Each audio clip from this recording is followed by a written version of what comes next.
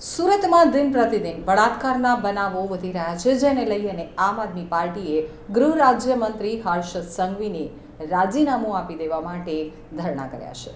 ગુજરાતમાં વધતા બળાત્કારના બનાવોથી ગૃહમંત્રી રાજીનામું આપે તેવી માંગ સાથે આમ આદમી પાર્ટીના ધરણા યોજવામાં આવ્યા છે. ગૃહમંત્રી રાજીનામું આપે તેવી માંગ સાથે આમ આદમી પાર્ટીએ કાળા કપડાં પહેરી અને વિરોધ પ્રદર્શિત કર્યો છે.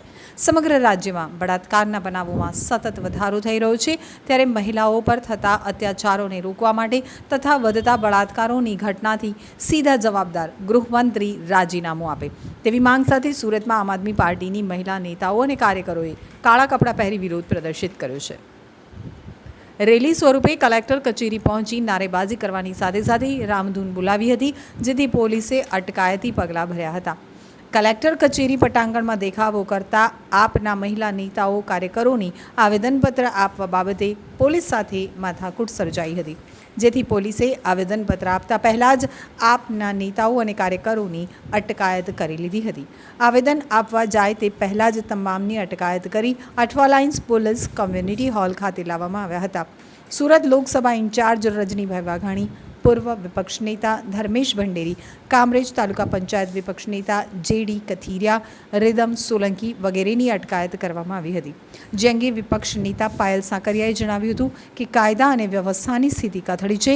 નવરાત્રિ શક્તિની આરાધનાનું પર્વ છે, પરંતુ આ પર્વ વચ્ચે પણ સરકાર મહિલાઓનું રક્ષણ કરી શકતી નથી, જેથી નબળા ગૃહમંત્રીએ તાત્કાલિક રાજીનામું ધરી દેવું જોઈએ.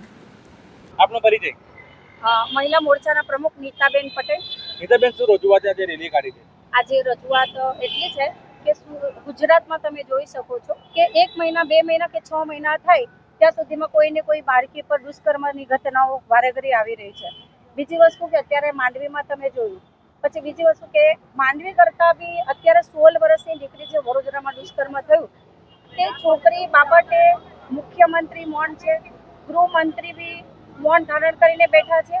અને બીજું કે એની અંદર અત્યારે કલકત્તામાં બી જોયું કે એક દુષ્કર્મ થયું, તો કલકત્તામાં જ્યારે થયું ત્યારે ભાજપના મહિલા મોરચાઓ રસ્તા ઉપર ઉતરી આવી એ મુખ્યમંત્રીને કે તમે રાજીનામું આપો.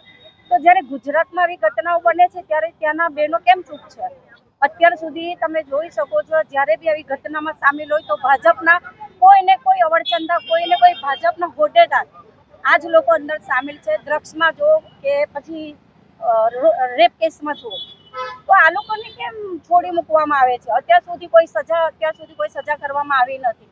બહેનો પર જ્યારે હોસ્ટેલમાં દીકરીઓ સુરક્ષિત નથી, હોસ્પિટલોમાં દીકરી સુરક્ષિત નથી. તમે જુઓ અત્યારે કલકત્તામાં બી ડોક્ટર દીકરી સાથે રેપ કેસ થયો. આ બાબતે બી આપણે ઘણી બધી જોયું ન્યૂઝના માધ્યમથી, પણ કોઈ એક્શન લેવામાં આવી નથી. શું માંગ છે તમારી હવે? અમારી માંગ એ છે કે આ 16 વર્ષની દીકરી પર જે થઈ છે એના પર ન્યાય આપે અને હર્ષ સંઘવીને કે તમે રાજીનામું આપો. તમે ગુજરાતમાં તમે બેઠા છો અને દીકરીઓ સુરક્ષિત નથી. નવરાત્રિઓમાં દીકરીઓ 12 વાગ્યા સુધી રમી નથી શકતી, તો આ કેવું ગુજરાત છે કે દીકરીઓ સુરક્ષિત નથી? તમે સુરક્ષિત નહીં જ કરી શકતા હોય તો રાજીનામું આપો. આજે સુરત શહેર મહિલા મોરચા દ્વારા અમે લોકો કલેક્ટર કચેરીએ જઈએ છીએ અને હર્ષભાઈ સંઘવીનું રાજીનામું માંગણી સાથે અમે જઈએ છીએ. આજે આપણને ખબર છે કે આખા ગુજરાતની અંદર રોજે રોજ મહિલાઓની છેડતીના બનાવો બનતા હોય, પરંતુ છેલ્લા 1 અઠવાડિયાથી જોઈએ તો એક પછી એક બનાવો જે બની રહ્યા છે દુષ્કર્મના બની રહ્યા છે. એક બાજુ હર્ષભાઈ સંઘવી ગૃહમંત્રી જે કહી રહ્યા છે કે મહિલાઓ સુરક્ષિત છે, 5 વાગ્યા સુધી ગરબા રમી શકે છે, જ્યારે બીજી બાજુ વડોદરાની અંદર જે ગરબા રમવા ગઈ હતી દીકરી, એમની સાથે દુષ્કર્મ થાય છે, સામૂહિક દુષ્કર્મ થાય છે. છતાં પણ આ બાબતે ગૃહ મંત્રાલય ચૂપ છે, હર્ષભાઈ સંઘવી ચૂપ છે, ભાજપનો મહિલા મોરચો ચૂપ છે, બધા ચૂપ છે.